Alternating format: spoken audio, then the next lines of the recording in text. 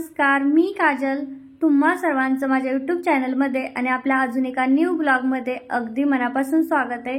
तर आजची सुरुवात अक्षरशः सकाळपासून झाली. खरं तर सकाळची सुरुवात नेहमी गोड होते असं मी सांगत असते, पण आजची सुरुवात थोडीशी कडक म्हणजे थोडीशी लुडबुडीची चालली होती. कारण की तर खूप मी सामान काढलं होतं. झालं असं आहे की 2-4 दिवसापासून आमचा जो ड्रॉवर आहे की नाही त्याची चावी तर मी कधी लॉक करत नाही, लूजच असतात, कधीच लॉक करत नाही. कारण रुद्र पण जातो आणि आम्ही पण तिथेच माझं सगळं मेकअपचं वगैरे ठेवलेलं असतं. आता त्याला लागली लॉक. आता चावी तर आतच आहे आणि लॉक कसं लागलं याचं टेन्शन आहे. त्यामुळे मग म्हटलं चला कपड्यांमध्ये चावी आहे का बघावी. तर सगळं कपाट खाली काढलं आणि म्हटलं पुन्हा आवरू. आता आवरायची तर गरज नव्हती, पण एका चावीसाठी हा सगळा खेळ इथं सुरू आहे. आणि जर चावी नाही सापडली तर पुन्हा आता काय करावं ते कळत नव्हतं. आणि मेन ड्रॉवरमध्ये आपलं मेकअपचं वगैरे सामान असतं, माझ्या छोट्या मोठ्या गोष्टी, त्याच ड्रॉवरची चावी तर सापडत नव्हती. तसं तर मी कधीही लॉक करत नाही, पण ते मलाच कळत नाही की कसं काय असं लॉक झालंय की रुद्रने केलंय. पण रुद्रने जरी केलं असलं तरी विदाऊट चावीचं तो कसं काय लॉक करू शकतो असं म्हणजे चाललंय. सगळे कपडे काढले, अगदी सगळे काढले आणि बघितलं नीट की खरंच चावी आहे का नाही. तर कुठेही मला चावी सापडत नव्हती. आणि ते रुद्र अजून ताप देत होता की माझं हे कार्टून लावून दे, ते कार्टून लावून दे, हे सर्च कर, ते सर्च कर, त्याचं चाललं होतं. आणि मी हे काम सकाळीच करायला घेतलं होतं. आंघोळ केली आणि लगेचच घेतलं. कारण की जोपर्यंत असं घरात राडा पडलेला असतो ना तोपर्यंत बाकीचं दुसरं काही करावंसंच वाटत नाही. आणि शिलाईचं सुद्धा खूप लोड आहे जसं की मी सांगितलं तसं. तर कपाट आवरलं पण चावी काय सापडली नाही. आता मलाच कळत नाही की लॉक उघडू कसं. तर तुमच्याकडे कुणाकडे आयडिया असेल ना तर मला सांगा. कारण की तोडायची भीती, तोडलं, ओढून दमलो तरी पण ते तुटत पण नाहीये धड आणि ते लॉक निघत पण नाही. आता ते त्यातलं जे सामान आहे ते कसं काढायचं, निघलं तर पाहिजेच. कारण माझ्या सगळ्या मेकअपच्या छोट्या मोठ्या गोष्टी जसं कानातले हे ते सगळं आतमध्येच आहे आणि काही सापडत नाहीये. तर तुमच्याकडे काही आयडिया असेल ना लॉक काढायची तर मला कमेंट करून सांगा. कारण अजून मी ते तसंच ठेवले, नाही जर निघले ना तर आता काय करावं, तसंच कंटिन्यू राहणार. आता कट तर नाही करू शकणार कारण ते आतमध्ये लोखंडाचं असतं ना, ते कसं कट होणार. त्यासाठी बाहेरून कोणाला बोलवावं लागेल की काय, आता त्याचं टेन्शन आहे. तर ते करतच होते. म्हटलं चला रुद्राच्या टॉयजमध्ये आहे का चावी शोधावी. म्हणून रुद्राची जी टेबलाखाली टॉयज असतात ना भरून ठेवलेली ती सगळी काढली, ओतली, नीट बघितलं पण कुठेही चावी नव्हती. ते पण शोधून झालं. तर चावी शक्यतो ड्रॉवरच्या आतच आहे. कारण मला जसं आठवतंय नाही तसं मी चाव्या आतमध्येच ठेवते आणि लॉक कधीच लावत नाही. पण मलाच कळत नाही हे कसं झालंय. काय होतं ना, आपण सगळेजण हात लावतो आणि त्यामुळे मग कुणी काय केलं काहीच समजत नाही. एकाच लक्ष असलं ना त्या गोष्टीवरती की ती थोडीशी अबुध राहती. पण सगळ्यांनी जा तसं कारभारी काय माझ्या गोष्टीला हात लावत नाही, त्यांचं आपलं वेगळंच असतं. पण माझंच रुद्र वगैरे सारखं जाणार, काय करणार आणि त्यानेच काहीतरी केलं हे 100% खात्री आहे. पण आता त्यालाही कळणार नाही की नेमकं त्याने काय केलंय. तर चला म्हटलं स्वच्छ तरी करून घेऊ टेबलाच्या खालची जागा. आणि टेबलाच्या खालचं सगळं स्वच्छ केलं आणि तिथेच त्याचे टॉयज असतात. अजून एक ठेकं तर वरती भरून ठेवलंय, इतके त्याचे टॉयज आहेत लहानपणापासूनचे. आणि मी अजून एकही फेकलं नाही. जे पहिलं घेतलेलं ना ते सुद्धा तसंच आहे. कारण आपल्याला फेकावंसंच वाटत नाही. जरी मोडलं तुटलं ना तरी मी त्याला फेकत नाही कचऱ्यामध्ये, तशी जपून ठेवते. कारण काय माहित नाही फेकावंसं वाटत. तर सगळं आवरलं पटपट.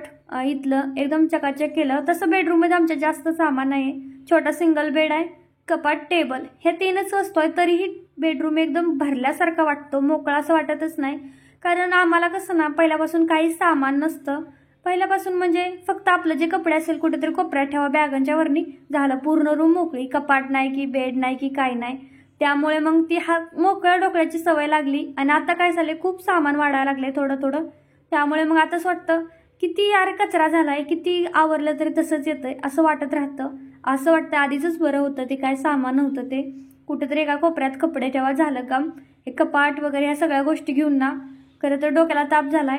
तर या मागच्या माझ्या ज्या पिशव्या आहेत का नाही त्या पिशव्यामध्ये फक्त फिटिंग करायचं ब्लाऊज आहे. नवीन ब्लाऊज आहेत एका कस्टमरचे, ते फिटिंग करायचे आहेत. आणि मी विसरून गेले होते की माझ्याकडे हे पण काम आहे. विसरून गेले होते. सकाळी बरं साफसफाई करायला काढली म्हणून ते मला दिसले. मी बेडच्या खाली ठेवले होते. अशा मोठ्या ज्या पिशव्या असतात ना ते रुद्र खराब करतात कपडे लोकांची, त्यामुळे मी बेडच्या खाली नेऊन ठेवते. आणि मी बघितलं तर तिथे होते. मग म्हटलं बापरे बरं झालं आज दिसलं, नाहीतर उद्या एखाद दिवशी बाई न्यायला आली ती तर माझ्या नावानं ओरडायची, आतापर्यंत नाही केलं. तर ते आलंय त्याला खूप दिवस झालेत. आता उद्या तरी करणं होतंय का नाही काय माहीत. उद्या मंगळवारचं तरी व्हायला पाहिजे. नाहीतर ती आली ना मग काही डोक्याला ताप. आणि त्यांचं माझ्याकडे उधारी पण खूप आहे, म्हणजे माझी उधारी त्यांच्याकडे खूप आहे. आधी पण त्यांचे 1-2 ब्लाऊज वगैरे शिवलेले आहेत त्यांच्या सासूचे. तर खूप उधारी बाहेर आहे, उधारीच बायका पटपट देत नाहीत, खूप दिवस ठेवून घेतात. आता परवा जे कस्टमर झाला होता ना आपला येलो, 3-4 ब्लाऊज शिवले होते, 4 का 5, त्या कस्टमरचे पण 700 रुपये झालेत. तर त्यांनी अजून 700 मधला एक आटानी पण दिला नाही आणि डबल दुसरे अजून 2 ब्लाऊज शिवाय टाकलेत कालच. आणि तिच्या बहिणीने 6 टाकले, असे काल 8 आले. आणि अजून 1-2 कस्टमरचे 1-2 आहेत, असे 10-12 ब्लाऊज आहेत शिवायचे. पण आता सुरुवात कशी करायची, एंड कसा करायचा हेच कळत नाही. तर काल फिरायला जायच्या आधी अख्खाचा जो ड्रेस, टॉप, कुर्ता कट करून ठेवला होता, तो म्हटलं पहिल्यांदा स्टिच करून घेऊया, कारण त्याला जास्त वेळ नाही लागत. पण तरीही हे घरी असले ना, नाईट शिफ्ट असले ना, की माझं काहीच होत नाही. पण त्याच्या जागी जर त्यांची फर्स्ट शिफ्ट असेल ना, तर माझं सकाळी ना 1 ते 2 ब्लाऊज तरी शिवून होतात. पण ते घरी असले की बिलकुल होत नाही. त्यांचं सारखं काजल हे कुठं ठेवलंय, काजल ते कुठे ठेवलंय. आणि समोर जरी असलं ना तरी मी त्यांच्या जवळ गेल्याशिवाय त्यांना दिसणार नाही, आणि मी तिथे गेली की त्यांना दिसणार, हा सापडली येत आहे, असं असतं. त्यामुळे खूप खरं तर सगळ्यांचंच असं असतं. त्यामुळे मग ना ते नसलेलंच, मला दिवसाच त्यांचं काम असावं आणि रात्री घरी असावेत असं मला वाटतं. कारण मला पण रात्रीची थोडी झोपायला भीती वाटते एकटीला. घरात खूप भिद्रे आहे मी, अंधाराची मला प्रचंड भीती वाटते. आणि लाईट बंद केल्याशिवाय झोपसुद्धा येत नाही. लाईट जर सुरू ठेवली तर मग तसंच मग जागं राहतं, झोपच येत नाही. आणि ते सोबत असतील तर बरं वाटतं आपलं घरात असं. आणि आमचे शेजारचे पण गावी गेले, त्यामुळे शेजारी पण कोण नाही.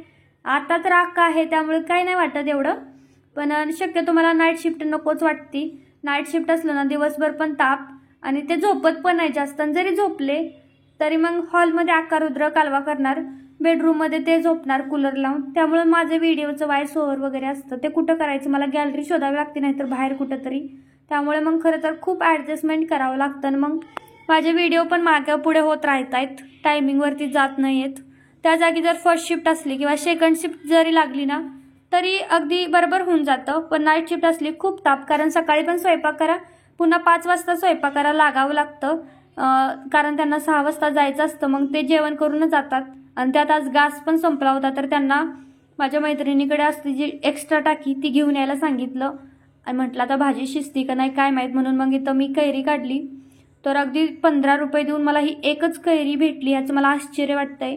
सीझन चालू असलं की आपल्याला कसं कैरी खूप आवडते, म्हणजे आम्हाला तर दोघाला पण खूप आवडते. ह्याच्यावरून तर मला ती कोमलची आठवण झाली बघा. ती आमच्या रूमवर राहायला आली की नाही, त्यावेळी ती गावाकडून इतक्या साऱ्या कैऱ्या घेऊन आली, आम्ही 15 दिवस नुसतं भरपेट खाल्ल्या. पण असं पैसे देऊन आपण आणतो ना एखादीच येते, आणि ते सुद्धा खूप पुरवून खावं लागते. खूप विचित्र वाटतं, कारण आपल्या गावाकडे आमच्या इकडे तर इतकी आंब्याची झाडं आहेत ना, कितीही खा आणि भरपूर खा, काही नसतं. पण इकडे खरंच प्रत्येक गोष्टीला पैसे द्यावे लागतात, बापरे. आणि रुद्रला पण आवडतात. तर ते गेले, त्याच्यानंतर थोडंसं आवरलं, लगेचच आकाचं जो थोडंसं बाकी होतं तिचा कम्प्लीटच झालता. फक्त तिने घालून बघितला तर फिटिंगला थोडासा जास्त टाईट झालता. मग तिला म्हटलं खोल, साईड शिलाई मारून दिली, मग साईडनं तिला खोलायला लावलं, तर थोडा फिट झालता, बाकी काही नव्हतं, बरोबर झाला. आणि मग संध्याकाळी ते एक ब्लाऊज आहे ना त्याचं कटिंग करायला घेतले. 5 दिवस झालं हा ब्लाऊज आलेला आहे. आता तर ती बाई न्यायला आली ना, म्हणजे अजून झाला नाही, तसं मी कॉल करून सांगते प्रत्येकाला की हा झालाय तुमचं, येऊन घेऊन जा. तर हा तर ब्लाऊज आहे ना प्रिन्सेस कट आहे, विथ क्रॉसपट्टी सुद्धा लावायची आहे. तर ह्याच्यामध्ये थोडंसं ना खूप म्हणजे काम असतं, पण ह्या ब्लाऊजला सुद्धा पैसे द्यायला बायका तयार नसतात, खरं सांगते बरं का. आधी मी प्रत्येक ब्लाऊजला 150 घ्यायचे, आता मी 200 घेते, म्हणजे 50 रुपये वाढवलेत. तरी बायकांनाच वाटतंय की का वाढवले, कशाला वाढवले, माझी मेहनत बिलकुल दिसत नाही. तर हा ज्या ब्लाऊज द्यायला आलते की नाही त्या बोलल्या की आता तू माझ्या मैत्रिणीचे 150 घेतले होते ब्लाऊज शिवला. तर मी त्यांना म्हटलं त्यांचा साधा होता, 4 टक्सवाला होता, साधा होता ती होता, वरनं खूप सिंपल ब्लाऊज होता, काहीच करायचं नव्हतं. म्हटलं तुमचा थोडं क्रॉसपट्टी आहे, प्रिन्सेस कट आहे, असं नाही चालणार. मग ती माझ्यासोबत बार्गेनिंग करायला लागली की 160 घे. म्हटलं 160ला कुठं प्रिन्सेस कट ब्लाऊज शिवून भेटतो का. मग त्या म्हटलं 180 घे. अहो म्हटलं 180 तुझा चालणार नाही, 160 सुद्धा चालणार नाही. म्हटलं 200च घेणार पूर्ण, कारण तुमची साईज पण मोठी, 1 मीटर अस्तरच लागतंय. 30 रुपयाचं अस्तर, 5 रुपयाचे हुक धरा, 5 रुपयाचा धागा धरा, 5 रुपयाचं लाईट बिल धरा. सगळ्या जर गोष्टी धरायच्या म्हटलं ना तर जवळपास 50 रुपये खर्चच झाला. मग मला 150 रुपये पण नको काय का ब्लाऊजच्या मागं. इतक्या बार्गनिंग करतात ना बायका. आणि मी विचारलं खाली, मी गेले होते काल परवा, तर खाली ना एका ब्लाऊजची 350 450, प्रिन्सेस कटला 550 रुपये शिलाई आहे. म्हटलं मी किती कमी घेते, म्हणून मी पण आता वाढवले 50 रुपये. तर त्या बायकांना 200 रुपये द्यायचा सुद्धा इतकं बार्गनिंग करतात ना, भाजीपाला घेतोय की काय असंच वाटतंय त्यांना. खरंच असं वाटतंय किती कष्ट आहेत यार एका गोष्टीला. आणि किती असतं, हात शिलाई करा, पायपिंग लावा, हे करा ते करा, हुक लावा. ह्याच्यामध्ये जवळपास एक ब्लाऊज पूर्ण रेडी करायचा, हात शिलाई हुक वगैरे लावून म्हटलं ना तरी 1.5 ते 2 तास तुम्ही धरूनच आला त्याच्यामध्ये. अजून आपल्याला एवढी प्रॅक्टिस नाही, स्पीड कमी आहे. नाहीतर काही बायका 1 तासात कंप्लीट करतात सगळं, पण मला तर नाही होत. मला 1.5 तास तरी लागेलच, 2 तर लागतील. कारण माझी छोटी मशीन आहे, पटपट चालत नाही, खूप स्लो चालती. म्हणजे आधी मला वाटायचं खूप फास्ट चालती, पण आता मला वाटतंय थोडी स्लो चालती. कारण की तिचं स्पीड आहे ना, माझं स्पीड आता खूप वाढले.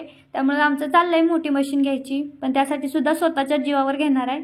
त्यामुळे मला तुमचं सगळ्यांचा खूप सपोर्ट पाहिजे त्यासाठी. कारण की मशीन घ्यायची म्हणजे पैसे पण जास्त लागतील, आणि एवढं काय मला पैसे भेटत नाही ना यूट्यूबमधून ना शिलाई कामातून, कमीच भेटतात, एवढ्याशी जास्त नाही भेटत. तर इथं ब्लाऊज कटिंग माझा होतच आला होता. माझी मैत्रीण आली होती, तिचे पण थोडे ड्रेस फिटिंग वगैरे करायचे होते, पण तिला मशीन चालवता येते. तर तिला म्हटलं तुझं तू कर. मग तिला मी सांगत होते की एवढी भाई ठेव, तेवढी भाई ठेव, असं माप घे, तसं माप घे. चालवायला येते, अक्काला सुद्धा चालवा येते. तिला चालवा यायला लागली, तिला बाह्या लाव, कुठे फिटिंग कर, असले छोट्या मोठ्या सगळ्या गोष्टी जमायला लागल्यात. अजून थोडे दिवस राहिले ना तर परफेक्ट येईल तिला, मला असं वाटतंय. कारण की आत्ताच तिला भरपूर जमायला लागलंय.